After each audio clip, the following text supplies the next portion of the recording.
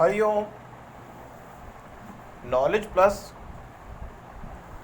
में हम सभी विद्यार्थियों का स्वागत करते हैं। आज हरिओम एस्ट्रोलॉजी क्लास नंबर 318 के अंदर हम 11वें भाव के बारे में 12वें भाव के बारे में आपकी जानकारी को शिफ्ट अप कर रहे हैं। साथ ही ये बताने का प्रयास कर रहे हैं कि चंद्रमा और शुक्र जल को रिप्रेजेंट करने वाले प्लैनेट हैं। चंद्रमा और शुक्र जो है जल की बात करते हैं और सूर्य और मंगल आग की बात करते हैं। और सूर्य और मंगल आग की बात करते हैं।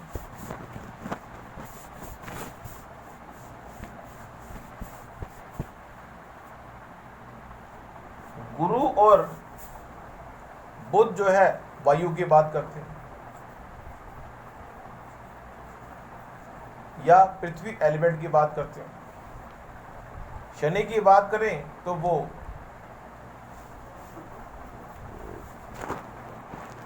वायु की बात करते हैं। लेकिन हमारा टॉक का जो मोटो है वो 11वें भाव और 12वें भाव है। 11वें भाव जो है लाभ का है और 12वें भाव जो है खर्चे का है।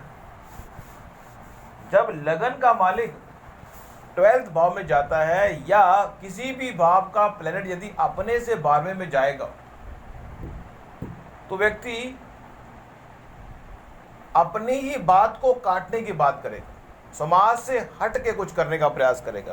क्योंकि अगर पहले भाव का मालिक प्लेनेट यदि 12वें भाव में जा रहा है तो व्यक्ति इस समाज से हट के कुछ करना चाहता है, वो समाज से हट के कुछ करेगा। और अगर 12वें भाव में लगने जाए और साथ में राहु तो ये बात अच्छी तरह से कह सकते हैं कि व्यक्ति कुछ हट के करना चाहता है। क्योंकि 12वां भाव चीजों को हट के करने का है। 12वां भाव जो है वो जंगल का है, 12वां भाव हॉस्पिटल का है। अब लगन का मालिक या किसी भी भाव का मालिक यदि अपने से 12वें में जाएगा तो उस भाव का नुकसान होगा। लगन का मालिक अगर 12वें में जाएगा तो वो गुणों का अतिव्यय करेगा। मीन्स लग्नेश किस नेचर का है, ये बात चेकआउट करना बड़ा जरूरी है कि लग्नेश किस नेचर का है। लग्नेश अगर मंगल है तो एनर्जी को वो मिसयूज करेगा। अगर लग्नेश शुक्र है तो वो कंफर्ट का मिसयूज करेगा। अगर लग्नेश बुध है तो वो कम्युनिकेशन का मिसयूज करेगा। अगर लग्नेश चंद्रमा है तो वो अपने इमोशन को मिसयूज करेगा। लग्नेश अगर सूर्य है तो वो व्यक्ति लीडरशिप का एक्सेस यूज करेगा। यदि बुध आ गया तो कम्युनिकेशन अधिक करेगा।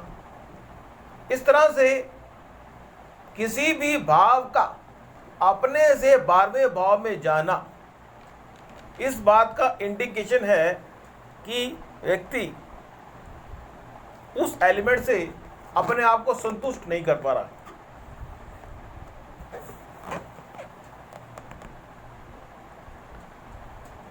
अब अगर 11वें भाव की बात करें तो 11वां भाव होता है लाभ का। नॉर्मली 11वें भाव का प्लैनेट कहाँ जा रहा है, 11वें भाव का मालिक प्लैनेट यदि लगन पे आ रहा है तो व्यक्ति के पास बहुत सारे नेटवर्क सर्कल के लोग उसके पास मिलने आ रहे हैं, या फिर लाभ उससे मिलने आ रहा है, या बड़ा भाई उससे मिलने आ रहा है। 11वां भाव बड़ा भाई है, 11वां भाव नेटवर्क सर्कल भी है।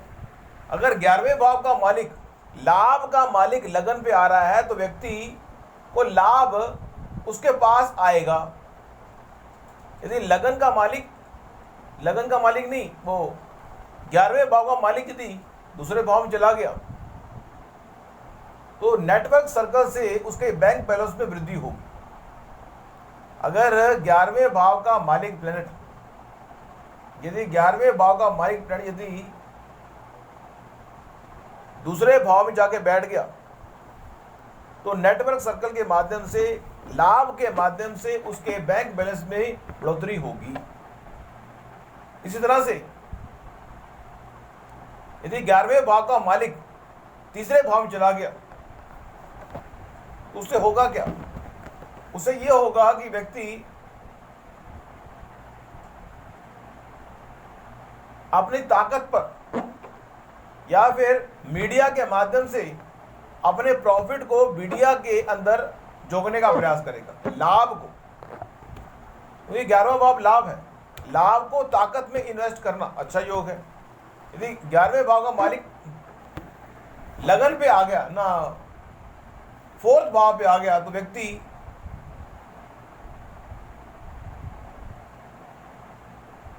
नेटवर्क सर्कल के माध्यम से उसको संपत्ति मिलेगी, कार, बंगला, स्कूटर मिलेगा।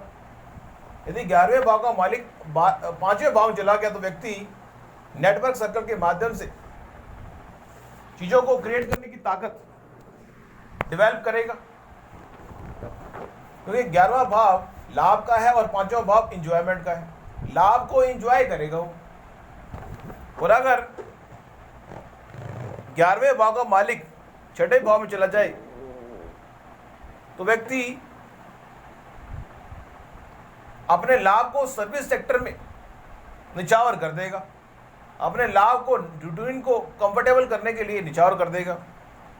यदि 11वें भाव का लॉर्ड 7वें भाव में चला गया तो व्यक्ति अपने लाभ को मिसेस को दे देगा। 11वें भाव का लॉर्ड अगर 8th भाव में चला गया तो व्यक्ति किसी सीक्रेट इंश्योरेंस कंपनी में पैसे को इन्वेस्ट कर सकता है, सीक्रेट में पैसे को इन्वेस्ट कर देगा। यदि 11वें भाव का लॉर्ड अगर 9th भाव में चला गया तो व्यक्ति उस पैसे को धार्मिक यात्रा में लगा देगा, क्योंकि 9th भाव धार्मिक यात्रा का है। यदि 11वें भाव का लॉर्ड 10वें भाव में चला गया तो व्यक्ति को लाभ, अपने लाभ को कर्म में इन्वेस्ट करना ही एक बेहतर विकल्प होगा। व्यक्ति अगर अपने लाभ को कर्म में इन्वेस्ट कर दे उसको लाभ होगा। यदि 11वें भाव का लॉर्ड 12वें भाव में चला गया तो व्यक्ति अपने लाभ को इन्वेस्टमेंट कर दे तो बेहतर विकल्प है।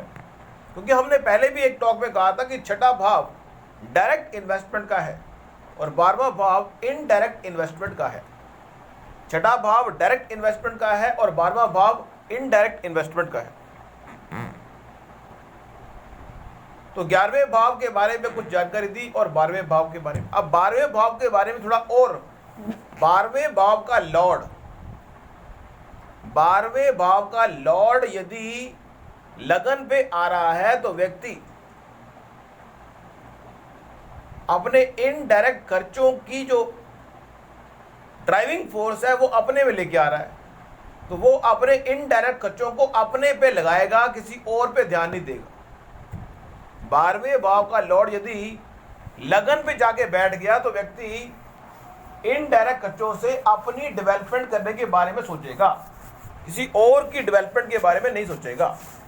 यदि 12वें भाव का लॉर्ड दूसरे भाव में जाके बैठ गया तो व्यक्ति इनडायरेक्ट जो इन्वेस्टमेंट है वो कहेगा कि बैंक बैलेंस ही मेरी इनडायरेक्ट इन्वेस्टमेंट है, एफडी ही मेरी इनडायरेक्ट इन्वेस्टमेंट है। यदि 12वें भाव का लॉर्ड तीसरे भाव में जाके बैठ गया तो व्यक्ति सारे पैसे को मीडिया के लाइन में, कम्युनिकेशन की लाइन में, ताकत की लाइन में इन्वेस्ट कर देगा। यदि 12वें भाव का लॉर्ड चौथे भाव में चला गया तो व्यक्ति अपने इनडायरेक्ट इन्वेस्टमेंट को संपत्ति में ही लगाना उचित समझेगा, अपनी इन्वेस्टमेंट, लॉन्ग टर्म इन्वेस्टमेंट को संपत्ति में ही लगाना उचित समझेगा। मीन्स लॉन्ग टर्म इन्वेस्टमेंट, क्योंकि 12वें भाव का लॉर्ड चौथे भाव में जाता है तो व्यक्ति लॉन्ग टर्म इन्वेस्टमेंट को मकान में ढूंढ रहा है। बड़ा अच्छा है, कि व्यक्ति लॉन्ग टर्म इन्वेस्टमेंट ढूंढ कहाँ रहा है, कहाँ पे ढूंढता है लॉन्ग टर्म इन्वेस्टमेंट को, कि 12वें भाव का लॉर्ड जहां पे जाएगा वहां पे व्यक्ति लॉन्ग टर्म इन्वेस्टमेंट के पॉइंट से उस भाव के रिजल्ट प्राप्त करना चाहेगा। 12वें भाव का लॉर्ड अगर चौथे भाव में चला गया तो व्यक्ति लॉन्ग टर्म इन्वेस्टमेंट्स के हिसाब से संपत्ति को क्रय कर रहा है। अगर वो स्कूटर लेगा, मोटरसाइकिल लेगा, तो लॉन्ग टर्म इन्वेस्टमेंट के पॉइंट से वो संपत्ति ले रहा है। यदि 12वें भाव का लॉर्ड 5वें भाव में जाएगा तो व्यक्ति लॉन्ग टर्म पॉइंट से अपने बच्चों में इन्वेस्टमेंट कर रहा है, लॉन्ग टर्म पॉइंट से।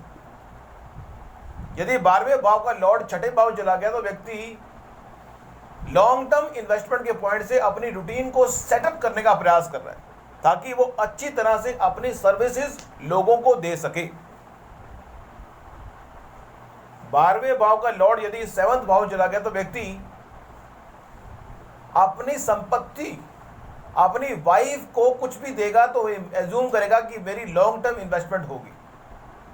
मीन्स अगर किसी व्यक्ति के 12वें भाव का लॉर्ड 7वें भाव में गया हो तो हम उसको सलाह देंगे कि आप अपने वाइफ को जो भी पैसा दोगे वो एक प्रकार के लॉन्ग टर्म इन्वेस्टमेंट है। यदि 12वें भाव का लॉर्ड 8वें भाव चला गया तो व्यक्ति को हम कहेंगे कि सीक्रेट तरीके से, सीक्रेट के लिए अगर आप पैसे को इन्वेस्ट करेंगे तो आपको लाभ होगा।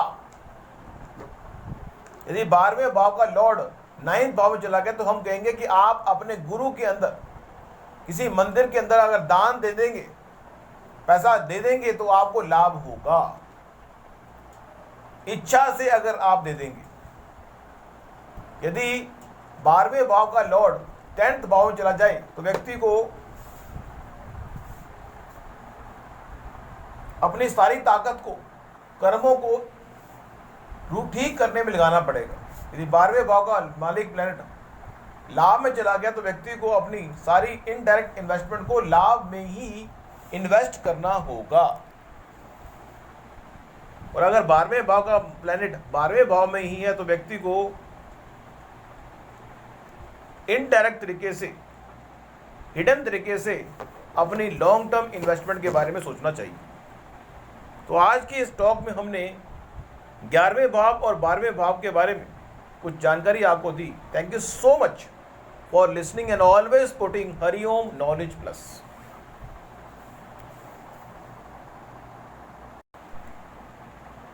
हरिओम।